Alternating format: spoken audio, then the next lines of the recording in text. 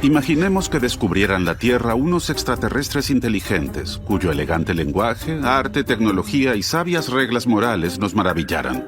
Pero que poco después de su llegada, los alienígenas comenzaran a encerrarnos en estrechos establos. Que inseminaran a las mujeres, les quitaran a sus bebés y se bebieran la leche materna. Que nos obligaran a comer desde la mañana hasta la noche, de modo que ya de niños nos costara mantenernos de pie. Y que cuando llegáramos a la adolescencia, nos llevaran a un matadero y nos sacrificaran. Nosotros protestaríamos, pero ellos podrían decir que no entienden nuestra indignación, pues intelectualmente son muy superiores y nos encuentran deliciosos. Esos no serían argumentos para nosotros. Pero moralmente, ¿la conducta de los alienígenas sería incorrecta?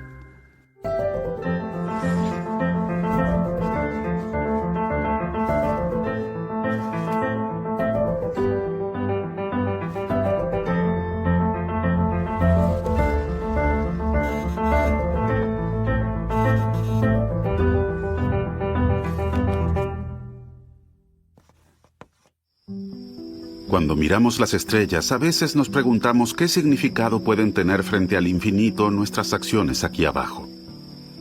Para algunas personas, la cuestión de que está bien o mal es completamente subjetiva. Consideran que cada uno puede decidir por sí mismo qué es lo que le parece correcto. Y es posible que otros opinen completamente lo contrario, con lo cual solo estaríamos hablando sobre preferencias, como cuando a alguien le gusta la comida india y otro prefiere la comida china. Creo que eso es falso. La Universidad de Princeton en los Estados Unidos. Peter Singer es uno de los filósofos más influyentes de la actualidad. Se ocupa de una pregunta tan vieja como la civilización: ¿qué está bien y qué está mal? Creo que al debatir sobre ética hay margen para la razón y la argumentación.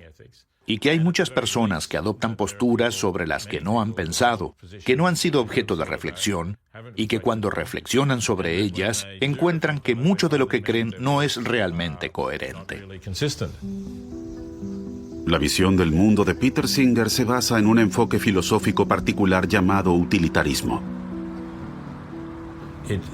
Se trata de hacer un balance entre la suma total de placer y dolor, o de felicidad y sufrimiento, y maximizarlo. Así que, para un utilitarista, la acción correcta es la que tiene las mejores consecuencias para todos los afectados. Y las mejores consecuencias consisten en promover la mayor cantidad de bienestar para todos los afectados.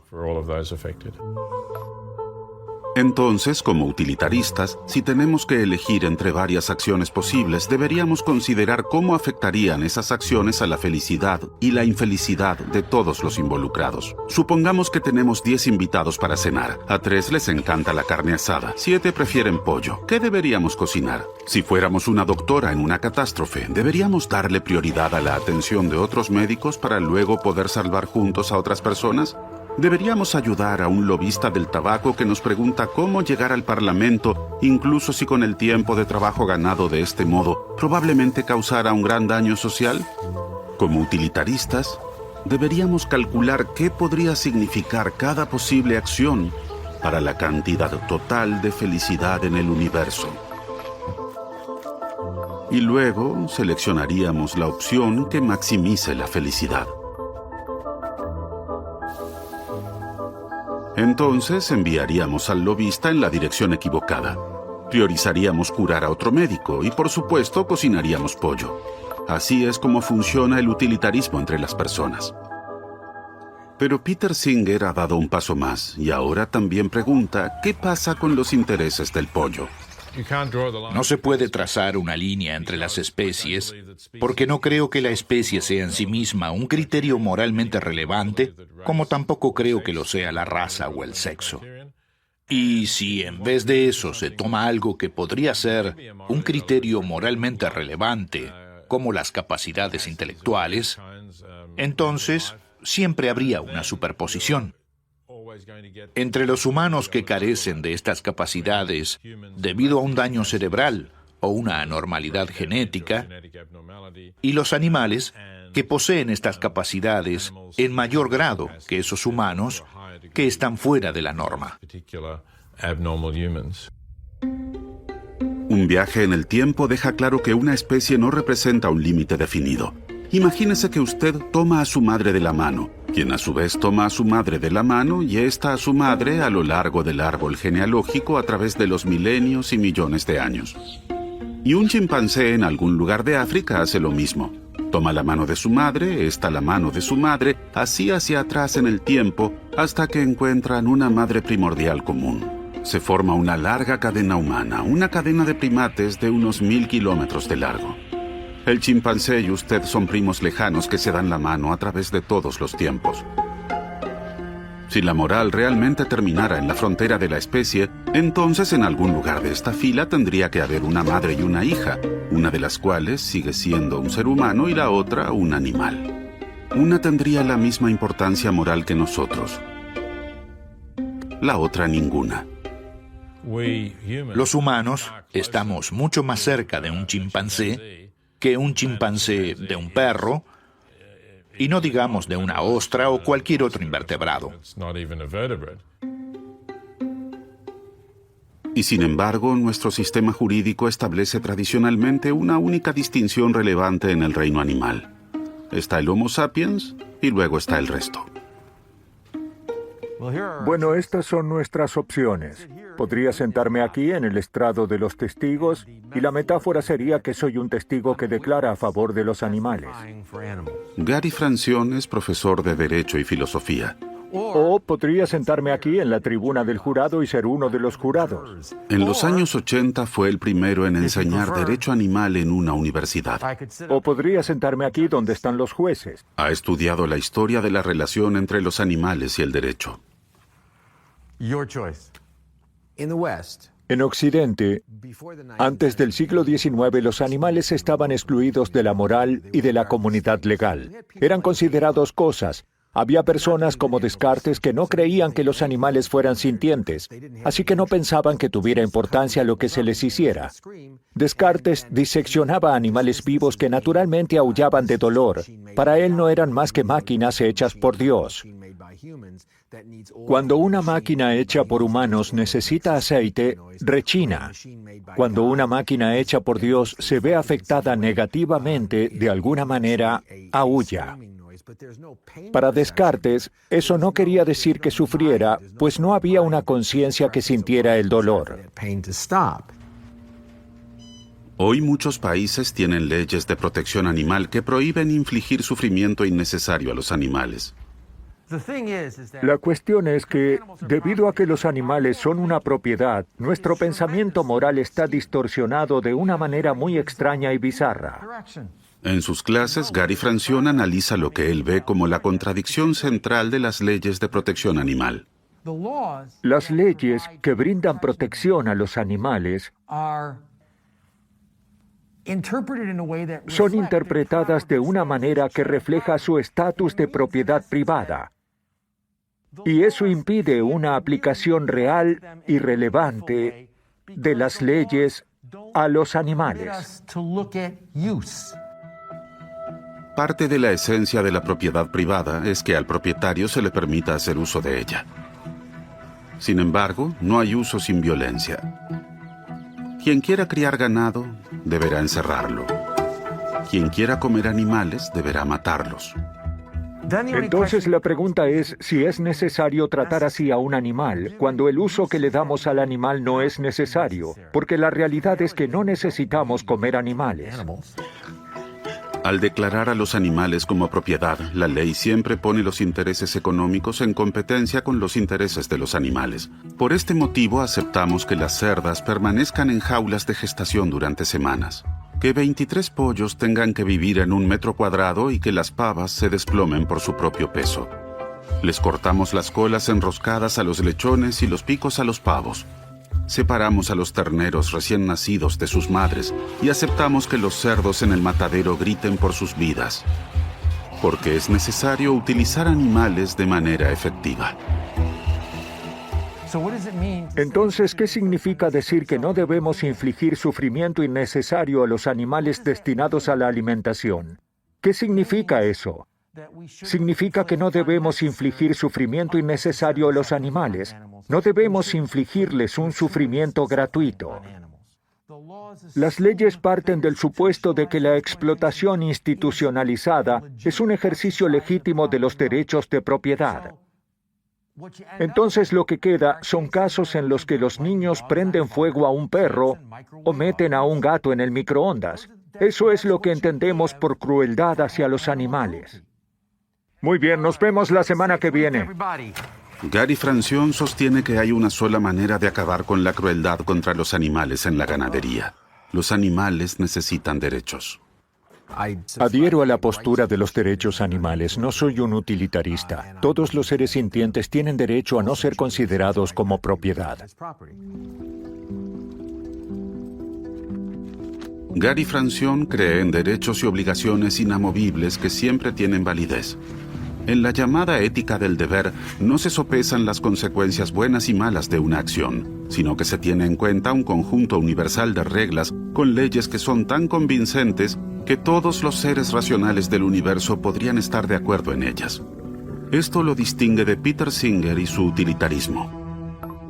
Las personas que piensan que los humanos tienen derechos y también aquellos que piensan que los animales tienen derechos, dicen que hay algunas cosas que nunca debes hacerle a un humano sin importar las consecuencias.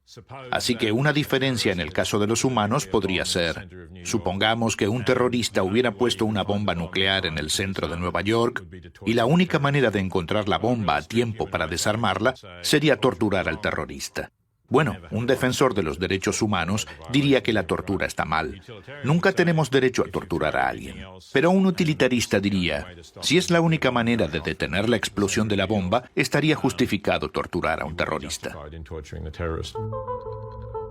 El utilitarismo y la ética del deber son las dos escuelas de pensamiento más importantes en la filosofía moral.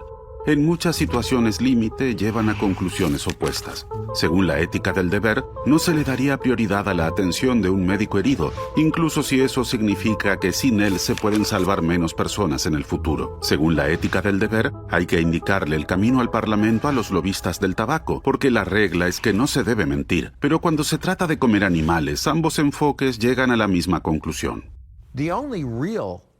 El único caso real en el que habría un disenso sería en el uso de animales para la investigación biomédica, para curar enfermedades humanas graves. Allí existe un conflicto real. Esa es la única situación en la que hay un conflicto plausible que justificaría el uso y sacrificio de animales. Y así, en cierto sentido, sufrimos lo que yo llamo esquizofrenia moral. Y uso la expresión literalmente. Digo que es una versión moral del clásico pensamiento delirante. Por un lado, todos aceptamos que los animales importan moralmente y que tenemos obligaciones morales con respecto a ellos. Debemos tratarlos humanamente y no infligirles sufrimientos innecesarios. Pero sin embargo, tenemos comportamientos que son inconsistentes con eso. Así tenemos la situación en la que algunas personas, que creen que está mal infligir sufrimiento innecesario a los animales, verán este documental. Y mientras lo ven, comerán carne o pescado o pollo, o beberán leche, o comerán huevos, lo cual es extraño si te pones a pensarlo. No necesitan hacerlo, y si realmente creyeran lo que dicen que creen, no estarían haciendo nada de eso.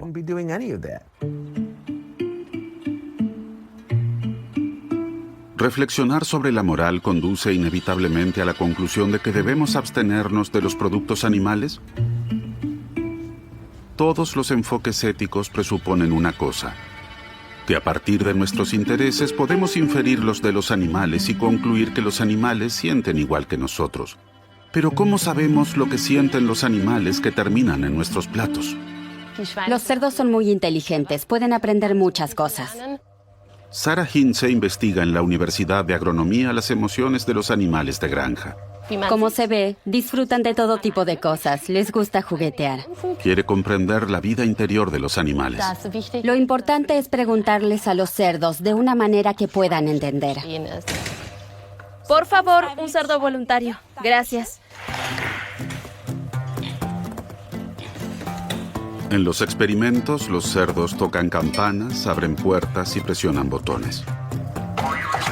Interpretamos el comportamiento y la cognición como consecuencia de los sentimientos de los animales.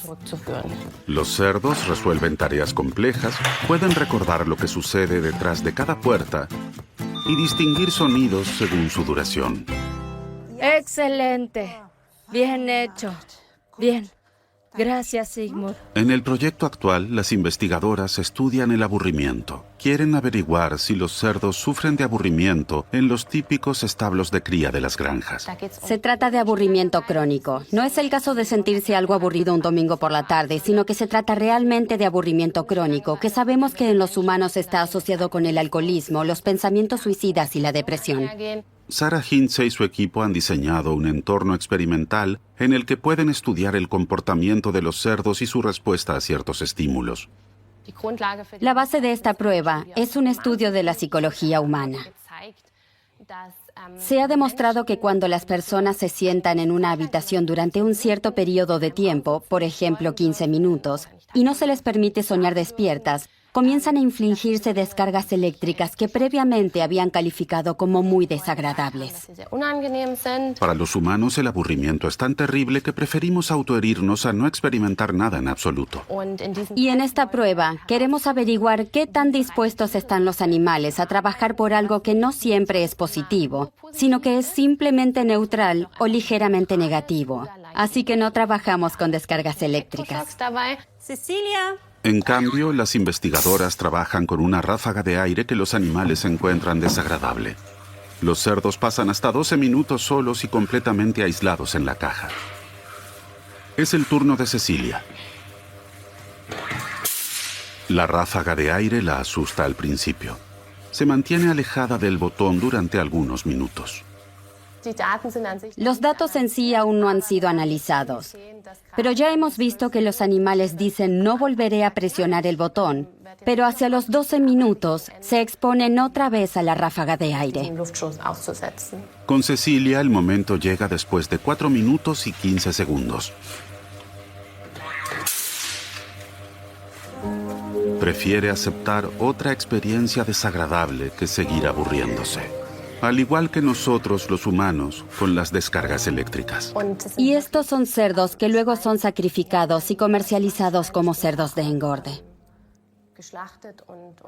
Eso también es muy relevante para nosotros, que se vea el amplio repertorio de comportamiento que tienen estos animales, todo lo que pueden aprender y la personalidad que tienen. No hay un cerdo igual a otro, se los puede distinguir por su carácter. Los animales tienen nombres, las doctorandas trabajan con ellos todos los días, los conocen y eso no es fácil. También hablamos mucho de ello, y la razón por la que hago esto es porque espero descubrir datos y conclusiones que luego ayuden a la mayor cantidad posible de animales.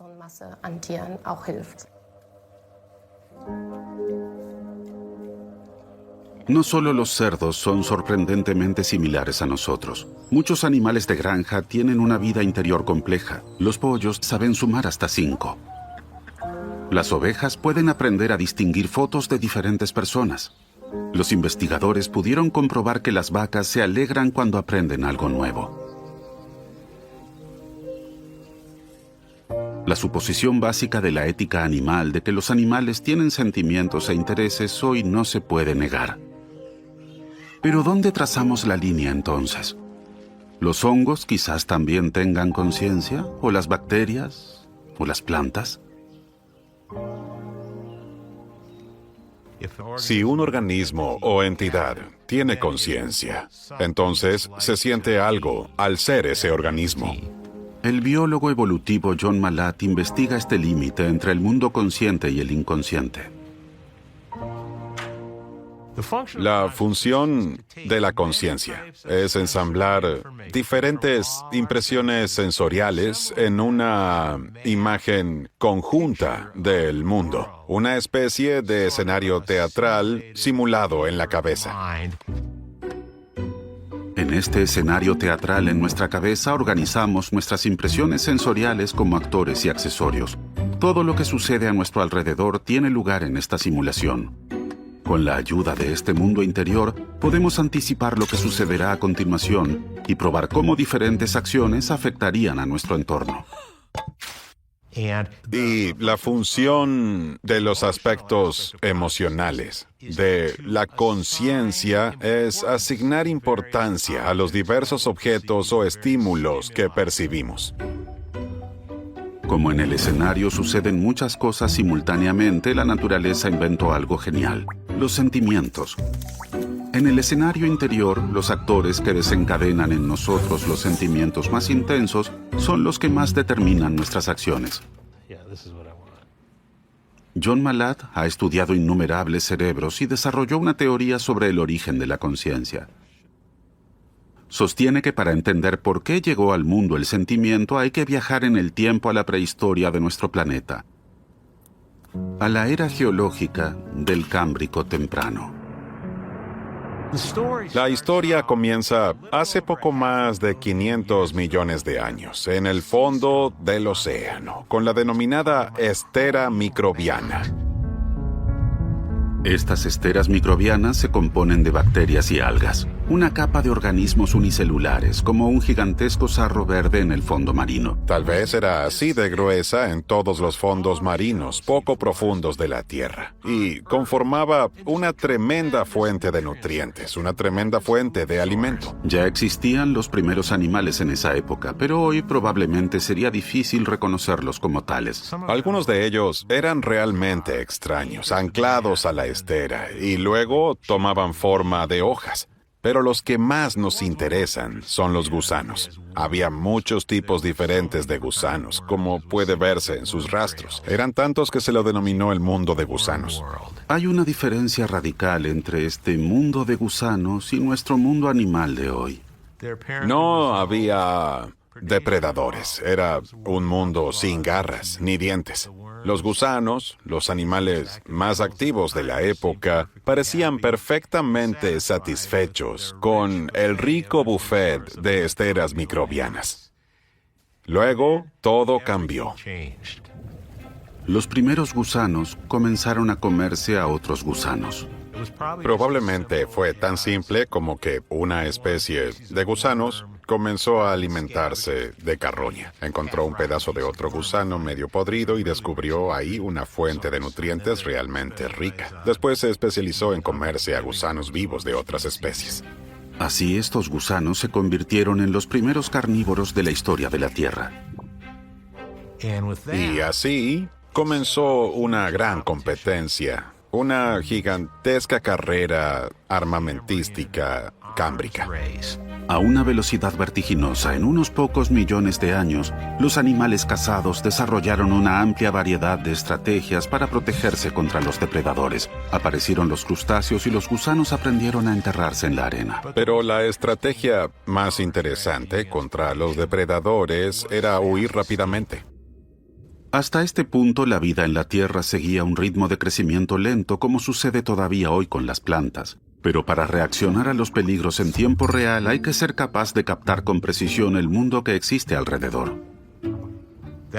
Eso llevó a la evolución de ojos que formaban una imagen fotográfica, que permitía ver venir a los depredadores. También a piel sensible para poder sentir las vibraciones de los depredadores que se acercaban. O a un agudo sentido del olfato para percibir el olor de un depredador que estuviera cerca.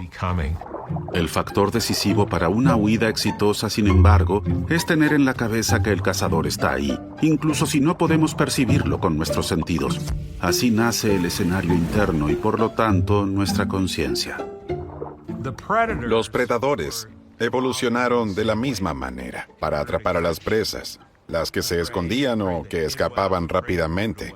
Los predadores tuvieron que desarrollar ojos para poder ver todo su entorno, al igual que las presas. Y también construyeron un escenario teatral en la mente.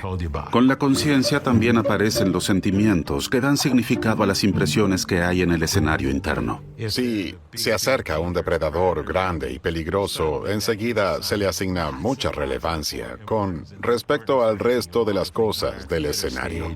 Desde un punto de vista evolutivo, los sentimientos son ante todo los encargados de protegernos de ser devorados.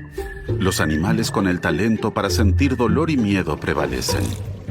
Los animales que mejor escapaban de los depredadores son nuestros antepasados, los primeros vertebrados, los primeros peces.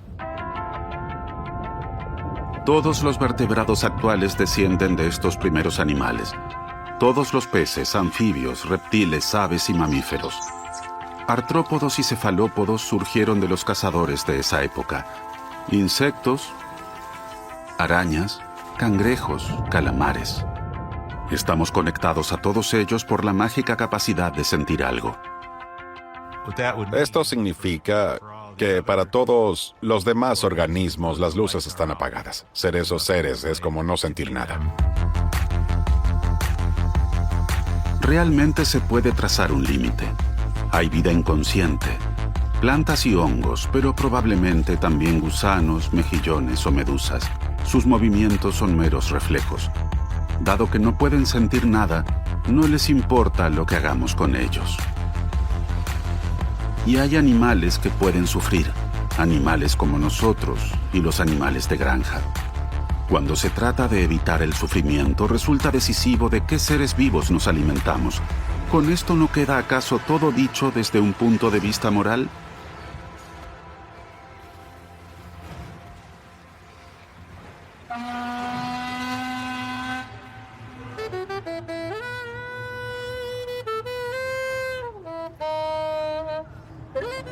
Nueva Orleans, Luisiana. Aquí se puede observar una especie extremadamente rara. Dan Shahar es filósofo y argumenta a favor de comer carne. Es tan fácil argumentar mal. Son los malos argumentos de siempre. Del tipo, está rico, por eso debería comerlo. Ese no es un buen argumento. Debemos tomarnos el asunto de una manera más seria si formularemos una defensa genuina de algo que hacen la mayoría de las personas. La argumentación de Dan Shahar comienza en el supermercado. Este que está detrás creo que podría ser nuestro ganador. Para él, comprar un trozo de cerdo y asarlo junto con amigos no lo hace responsable de las condiciones de mantenimiento y muerte del animal. Hey, how's it going? Porque la influencia de cada compra individual es tan pequeña que no hace ninguna diferencia en sí misma.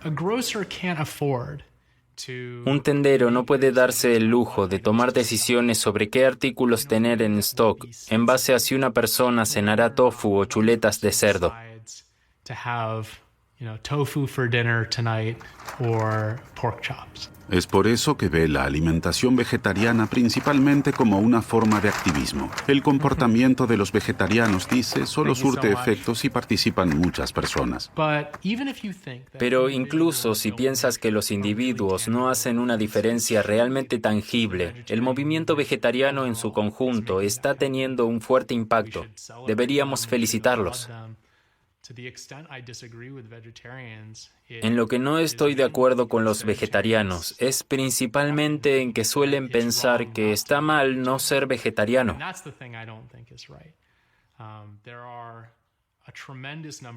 Hay un tremendo número de problemas importantes en el mundo que están pidiendo a gritos que la gente los resuelva. Y mi opinión es que está bien que la gente se concentre en algunos de ellos y que acepte que no puede resolver todos los problemas. El argumento de Dan Shahar se centra en que una sola persona no puede estar activa en todos los movimientos sociales al mismo tiempo. Por lo tanto, no puede haber obligación de participar en un movimiento en particular. Así como no necesitamos que todos sean enfermeros o que todos sean agricultores, no necesitamos que todos sean el mismo tipo de activista. Lo que necesitamos son activistas de muchos tipos, que aborden muchos problemas diferentes y que trabajen colectivamente para hacer del mundo un lugar mejor.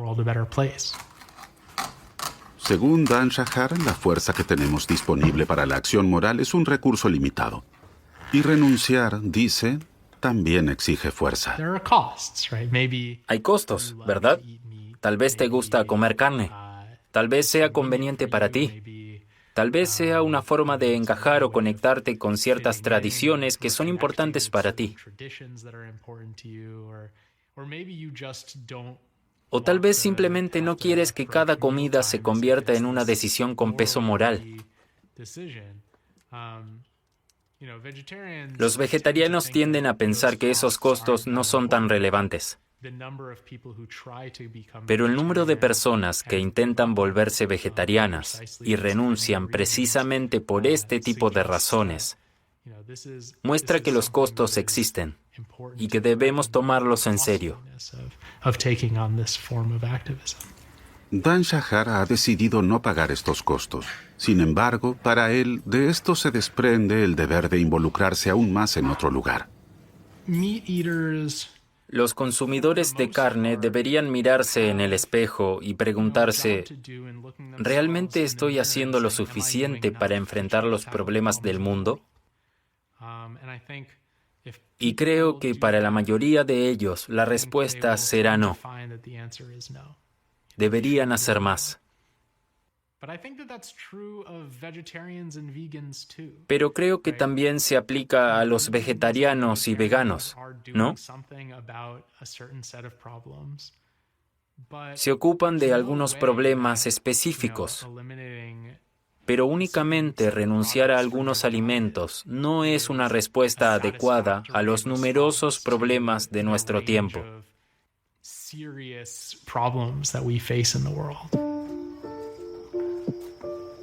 Las tesis de Dan Shahar suenan concluyentes. El individuo no marca la diferencia, y no todos tienen que comprometerse con las mismas cosas. Pero, ¿y si llevamos el argumento más lejos? ¿Qué les responderíamos a los pedófilos que argumentaran de la misma manera? ¿Que la descarga individual de imágenes no hace ninguna diferencia? ¿Y que en lugar de promover los derechos de los niños simplemente se comprometan con otra buena causa? ¿Es posible justificar de manera tan fácil algo moralmente incorrecto?